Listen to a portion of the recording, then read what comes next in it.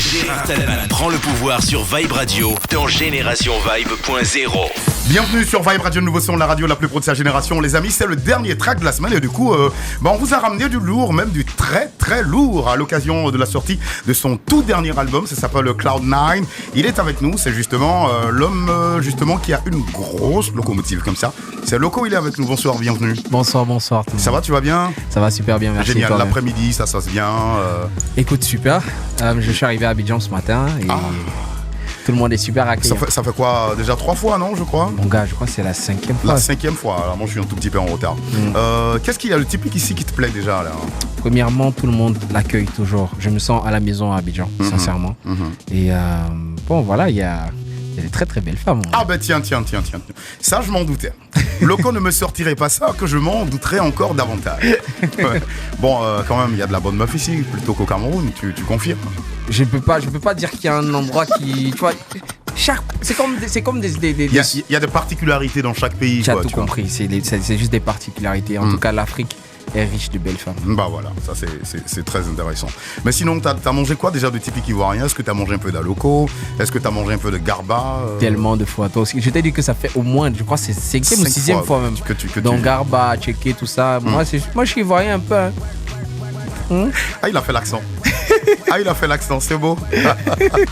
D'accord. On va présenter notre ami qui est là. Il s'appelle comment déjà lui? Rapproche-toi du micro, allons-y, dis un petit mot. Ben, d'accord, à la guitare, voilà, donc c'est toi qui vas l'accompagner tout de suite, voilà, ça marche. Alors Loco, ce qu'on va faire là, on va juste marquer une petite pause de pub, et puis derrière, on est ensemble, on cause jusqu'à 18h. Super. Tranquille.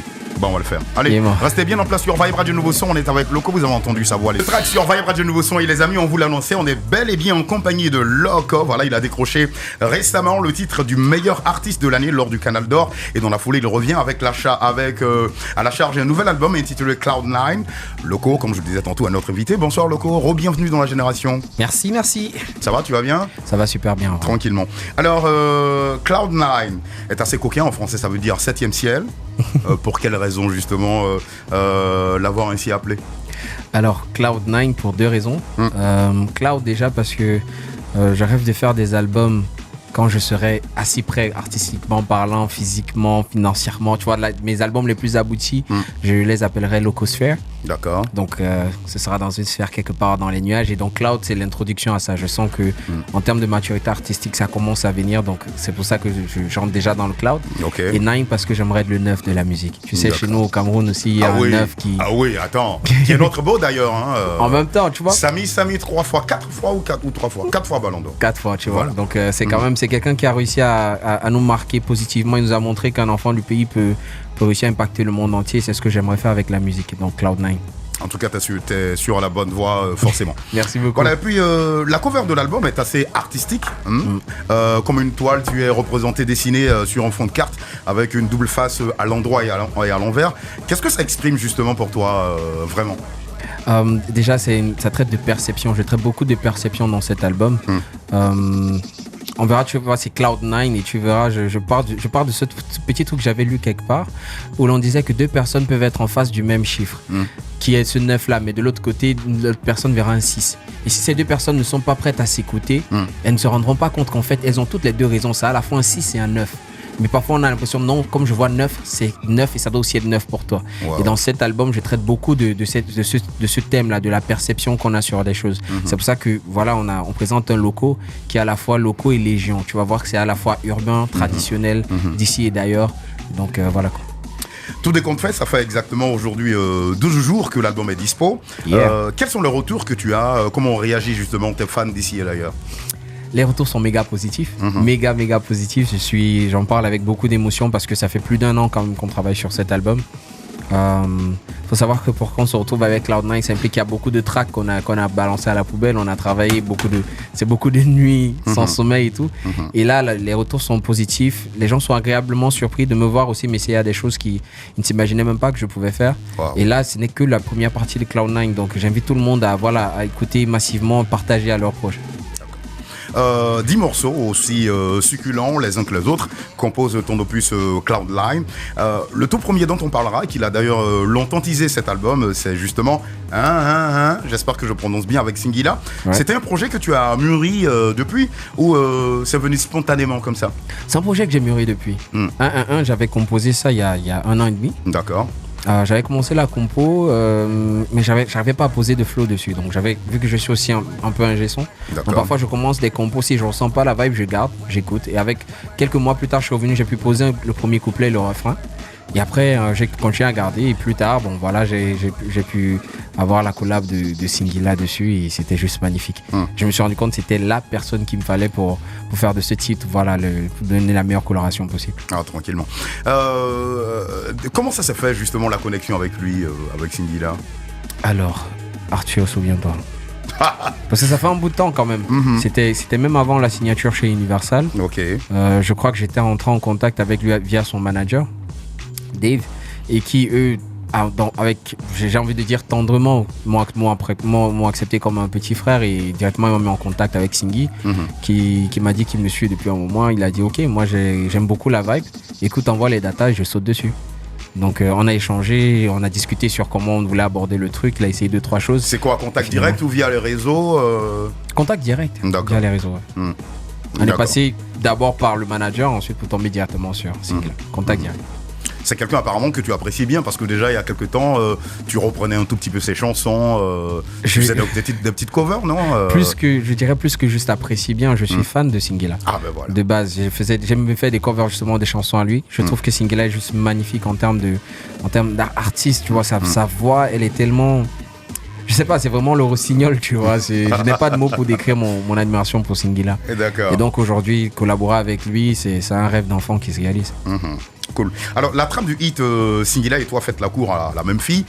Les textes et la musique ont été faits par vous deux ou tu as bossé solo pour finalement lui présenter le résultat?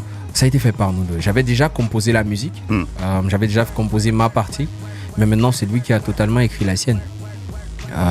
Il a juste, comment dire, il s'est dit bon voilà, tu as donné certaines directions à la chanson, moi je vais suivre ta vibe. Il a suivi la vibe et il a écrit son texte et voilà, c'était magnifique. Puis voilà, ça a collé quoi, tranquillement. Voilà.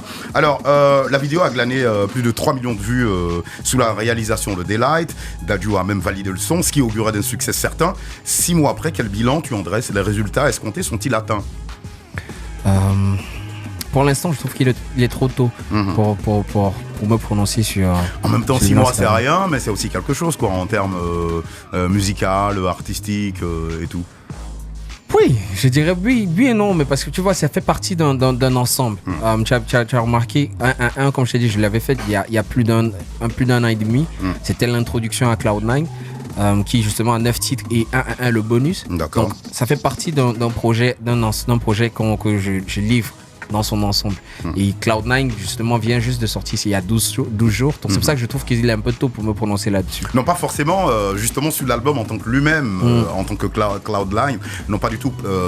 Justement, cette chanson, elle a longtemps teasé cet album-là. On sait que Singila, c'est quelqu'un d'assez représentatif dans la sphère musicale, autant en Afrique qu'en Europe, tu vois. Donc déjà, à ce niveau, 6 mois plus tard, sur votre collaboration, quel bilan tu prends à en dresser? 6 mois plus tard, sur notre collaboration, je trouve que voilà, la locomotive a été présente comme d'habitude. Elle s'est manifestée. Je suis vraiment content de l'accueil que la chanson a eu. Le vidéogramme aussi.